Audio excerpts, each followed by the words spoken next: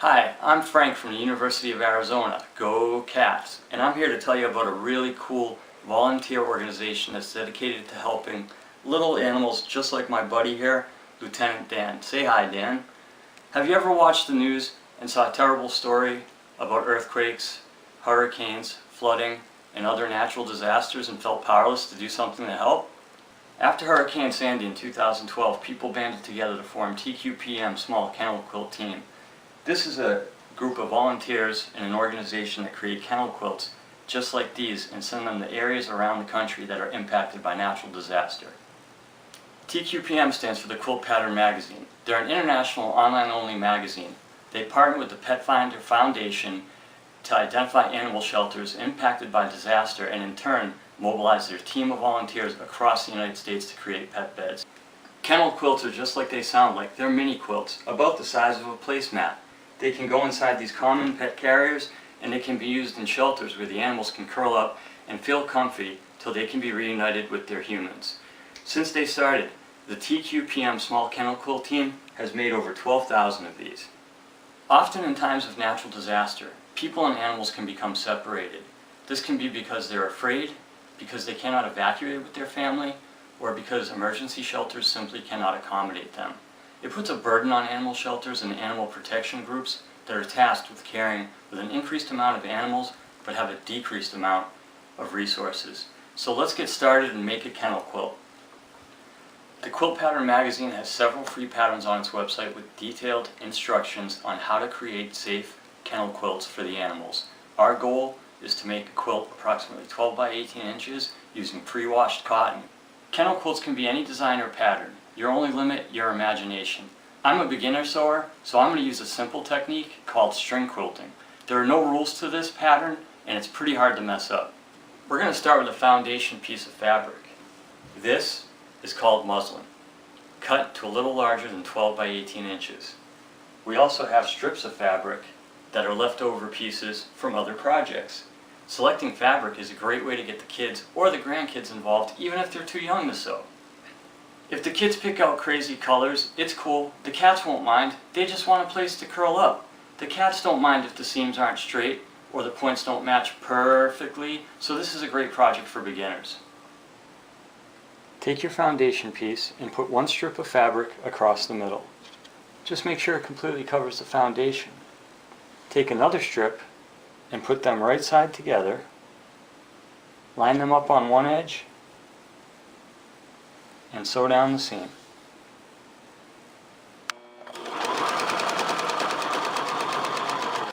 Open the seam, iron it flat, and watch your fingers.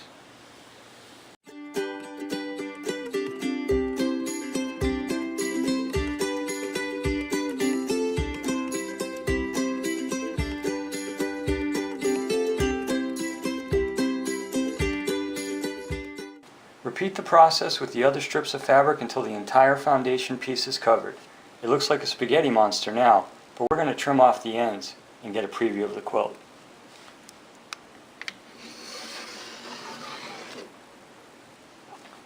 Now that our top piece is ready, we need the quilt stuffing, called batting, and the quilt backing. All three need to be the same size, so line them up and trim if you need to. To make the quilt sandwich, we will layer the quilt back, right side up, the quilt top, right side down, and the quilt padding. Put in a few pins to keep it from sliding. Now, we'll sew almost all the way around, leaving enough room for us to turn this inside out. Now we take our quilt sandwich and turn it inside out through the hole.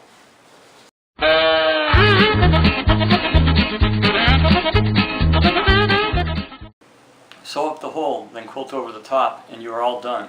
These are quick little projects to make and a great way to use up scraps of fabric and batting for a good cause. Well, today is the fun part. I get to hand over the quilts. I'm standing outside Pima Animal Care Center, which is my favorite local animal shelter. It's also the only one in the community that is open admission, meaning no animal is turned away, regardless of age or health. In 2016 alone, PACC took in over 6,000 cats and kittens. I'm standing here with Kim, a team member here at PACC. And Kim, I was just wondering if you could tell me a little bit about how these kennel quilts are used here at PACC. Yeah, so we can use these quilts in the cat areas for their bedding. So you can see we put bedding down to help keep them warm.